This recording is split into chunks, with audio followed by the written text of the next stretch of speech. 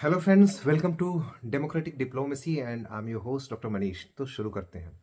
पहली खबर जो आई है आज, अच्छी खबर पहली बार आई है मालदीव से।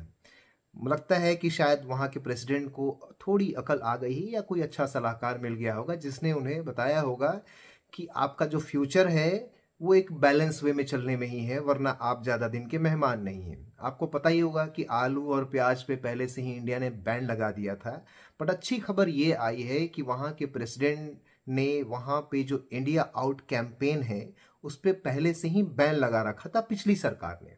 उसे लिफ्ट करने से उसने मना कर दिया है। वहाँ के प्रेसिडेंट ने बोला है कि किसी भी कंट्री के अगेंस्ट एक कैंपेन चलाना ये सही बात नहीं है, और उस पे जो कैंपेन पे पहले से ही बैन था उसको अभी भी बरकरार रखा है नई सरकार में भी। ये पहली जो अच्छी खबर जो कह सकते हैं भारत के लिए वो ज़रूर है। बट इसके पीछे कारण क्या है? आखिर ऐसा उनको अचानक से करने की अकल क्यों आई है? अकल इसलिए आई कि उन्होंने देखा है कि जिस तरह से इन्फ्लेशन सर्ज वहाँ पे हो रहा है। जो आटे का पैकेट या प्याज का जो पैकेट, पहले प्याज की प्राइस वहाँ पे लगभग लगभग 250 रुपये पर पैकेट थी, अभी वो 900 रुपये तक पहुँच रही है। तो महंगाई का एक बहुत बड़ा रोल होता है इन्फ्लेशन में, क्योंकि अगर इन्फ्लेशन बढ़ेगा तो वहाँ जो मेन उसका सोर्स है इनकम का, मालदीव का है, वो टूरिज्म है, उससे ही बहुत बुरा असर पड़ेगा। और महंगाई का आपको पता ही एक्रॉस स्पेक्ट्रम पूरे समाज पे हर तरह से असर पड़ता है। तो अगर महंगाई आती है तो जनता का प्रतिरोध जो है वो नॉर्मली जागता है और विपक्षी लोग उसको भुनाते हैं। तो सरकार का वही हाल हो सकता है जो महेंद्र राजपक्षे का शायद हुआ था कि जनता ही उनके पैलेस में घुस गई थी। ये शायद अकल उनको किसी उनके करीबी लोगों ने ज़रूर दी होगी। दूसरा एक इंफॉर्मेशन आया है चाइना और हांगकांग से। चाइनीज़ इकोनॉमी में एक बहुत बड़ा ब्लास्ट हो गया है यूँ कहिए कि वहाँ का जो स्टॉक एक्सचेंज है, वहाँ चाइना का, बीजिंग का और हांगकांग का, दोनों को अगर मिला दें तो लगभग इधर बहुत शॉर्ट स्पैन ऑफ टाइम में वहाँ के जो शेयर मार्केट है उससे $6.3 ट्रिलियन वाइप आउट हो गए हैं।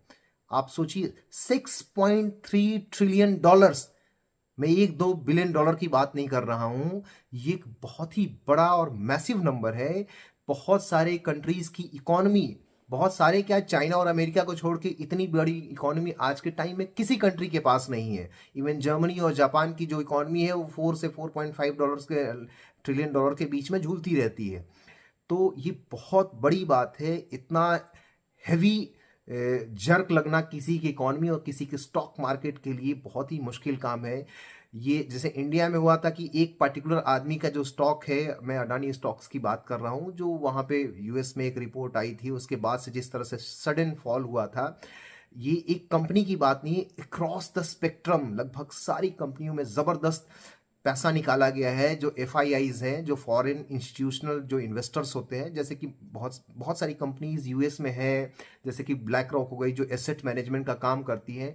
तो बहुत सारी जो बड़ी कंपनियां हैं और वहाँ के जो बैंक्स है, उनका ट्रस्ट जो है वो चाइनीज़ इकोनॉमी पे लगातार कम होते जा रहा है, क्योंकि जिस तरह से डीकपलिंग हो रही है। एक्चुअली डीकपलिंग यूज इस्तेमाल नहीं करता, यूएस भी इस्तेमाल नहीं करता, चाइना भी नहीं करता, बिकॉज ये थोड़ा सा सुनने में खराब लगता है।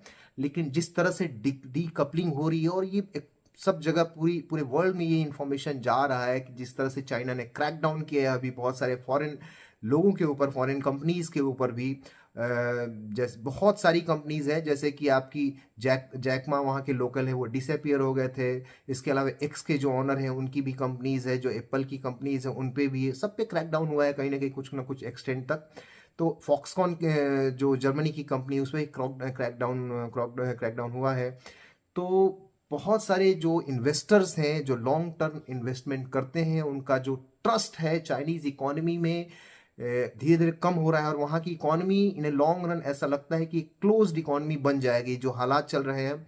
और इसी के बाद वहाँ की जो फॉरेन मिनिस्ट्री की स्पोक्स पर्सन है, उसने ये फिर से एक बार भरोसा दिलाया दावोस में। वहाँ के जो सेकंड इन कमांड है चाइना के, उन्होंने ये भरोसा दिलाया था कि हमारी इकोनॉमी ओपन हो रही है, और एज डेज जैसे से करते जाएंगे इकोनॉमी ओपन ओपन और मोर ओपन होती जाएगी, उनका स्टेटमेंट था।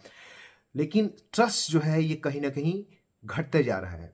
भारत से भी रिक्वेस्ट किया है चाइना ने कि आप जो अपनी इकॉनमी में जो चाइनीज़ इन्वेस्टमेंट है, स्पेशली BYD का जो इन्वेस्टमेंट आया था उसको डिक्लाइन कर दिया था इन्वेस्टमेंट आने के बावजूद, क्योंकि जब गलवान हुआ था उसके बाद से जो है इंडिया ने एक नोटिफिकेशन जारी किया था कि जो भी जो नेशन से जो इंडिया के साथ land territory land border share करते हैं, जब उनका जो इन्वेस्टमेंट आएगा तो वो गवर्नमेंट के चैनल के थ्रू आएगा, गवर्नमेंट के अप्रूवल के बाद आएगा। नॉर्मली हर केस में ऐसा अप्रूवल की जरूरत पड़ता नहीं है। इन्वेस्टमेंट इंडिया में दो तरह से आता है, एक तो कंपनीज के थ्रू आता है जिसमें डायरेक्ट गवर्नमेंट का कोई रोल नहीं होता है, वो सिर्फ लास्ट में उसको मंजूरी देती है। दूसरा क्या है, गवर्नमेंट का स्क्रूटनी के थ्रू गुजरना पड़ता है। तो विदाउट स्क्रूटनी जो है वो गुजरना मुश्किल है। कुछ दिनों तक हांगकांग या अदर रास्ते से चाइना ने ट्राई किया है, बट वो रास्ता भी इंडिया ने बंद कर दिया है। तो ये दो इन्फॉर्मेशन है। इसके अलावा एक इन्फॉर्मेशन है, जो आईओसी है उसने राम मंदिर के मामले में इंडिया की आलोचना की है। इसकी डिप्लोमेसी हम लोग चीड़ फाड़ या इसको सर्जिकल डिसेक्शन हम लोग बोलते हैं, वो ज़रूर करते हैं। देखिए, इस बात का कोई बहुत सिग्निफिकेंस नहीं है, क्योंकि देखिए ईरान जो है, अभी ईरान से संबंधित की न्यूज़ आई उसको मैं बताऊंगा अभी थोड़ी देर में। ईरान से इंडिया का रिलेशन अच्छा है, जबकि ईरान सऊदी अरेबिया यूएई अलग अलग कैंप में है। सऊदी अरेबिया से भी रिलेशन अच्छा है, यूएई से भी अच्छा है। ये सिर्फ क्या होता है, बहुत सारा पॉलिटिकल कंपल्शन होता है किसी भी ऑर्गेनाइजेशन का, क्योंकि चूंकि वो इस्लामिक कंट्रीज हैं तो उनको एक स्टेटमेंट जारी करना होता है इसके रिगार्डिंग। इसके अलावा कोई बहुत इसका इकोनॉमिक या पॉलिटिकल या मिलिट्री डिप्लोमेटिक सिग्निफिकेंस बिल्कुल भी नहीं है। तो ये कोई बहुत वरीड होने वाली बात नहीं है, बट इन्फॉर्मेशन था तो मैंने शेयर कर दिया। दूसरा क्या है, एक इन्फॉर्मेशन और आई है, वो है ईरान से। ये बहुत इंपॉर्टेंट इन्फॉर्मेशन है। देखिए, जब डोनाल्ड ट्रंप सत्ता में थे, मोदी से उनकी केमिस्ट्री जग जाहिर है, सबको पता है कि बहुत ही अच्छा ट्यूनिंग मोदी और जयशंकर साहब में हुआ था। तो जब मोदी और डोनाल्ड ट्रंप साहब में था, जब डोनाल्ड ट्रंप साहब वहाँ थे, तो जो ईरान है उसके साथ टॉक्स चल रही थी न्यूक्लियर डील की। ये टॉक्स बहुत लंबे समय तक चली, लेकिन उसके बाद फाइनली कोलैप्स कर गई। जब ये टॉक्स कोलैप्स कर गई तो न्यू जो सैंक्शंस थे वो डोनाल्ड ट्रंप की सरकार ने लगा दिया था, और बहुत ही स्ट्रिक्ट सैंक्शन थे, और इंडिया के रिलेशन बहुत अच्छे थे उस टाइम यूएस के साथ। और यूएस की गवर्नमेंट ने प्रेशर भी डाला था, रिक्वेस्ट भी करती, और पर्सनल केमिस्ट्री की वजह से भी मोदी साहब मजबूर हो गए थे कि वहां से ऑयल इंपोर्ट बंद कर दिया जाए। जबकि इरानियन ऑयल इंडिया के लिए सबसे बेस्ट पड़ता है, सब कम रेट पे भी पड़ता है, और सिक्योर भी बहुत है, और डिस्टेंस बहुत ही कम है मुंबई एयरपोर्ट से ईरान की। तो हर तरह से फेवरेबल था। अभी सिचुएशन फिर से अच्छी बनी है, तो जयशंकर साहब ने कमिट किया है वहां जाके, बिकॉज जो अभी सिचुएशन बन रही है एनर्जी सिक्योरिटी की। देखिए, ईरान से हमेशा ही इंडिया ऑयल लेने चाहता था, पर उसके लिए एक बहुत बड़ा आपके पास एक्सक्यूज होना चाहिए। तो ये एक्सक्यूज का टाइम आ गया है, क्योंकि जब से गल्फ ऑफ एडन में और वहाँ हुतीज ने अटैक करना शुरू कर दिया है, तो एनर्जी सिक्योरिटी जो है वो कॉम्प्रोमाइज हो गई थी। तो अब जयशंकर साहब वहाँ कमिट करके आए हैं कि ईरान से जो ऑयल है वो रिज्यूम हो जाएगा, ऑयल इंपोर्ट। और ईरान का भी लॉन्ग स्टैंडिंग प्रेशर रहा था कि आप चाबहार को डेवलप करिए, तो वहाँ से चाबहार को एक नया एनर्जी मिल जाएगा, शिपमेंट आनी जानी और शुरू हो जाएगी, तो चाबहार का ग्रोथ भी थोड़ा बढ़ जाएगा। ये एक इंपॉर्टेंट न्यूज़ है। एक इंपॉर्टेंट न्यूज़ और आई है, वो फ्रांस से आई है, क्योंकि वहाँ के प्रेसिडेंट इस बार जो 26 तारीख है वहाँ के लिए चीफ गेस्ट होने वाले हैं, जयपुर में लैंड करने वाले हैं। तो उन्होंने यूएन में जो है समर्थन किया है यहाँ की इंडिया का परमानेंट सीट के लिए।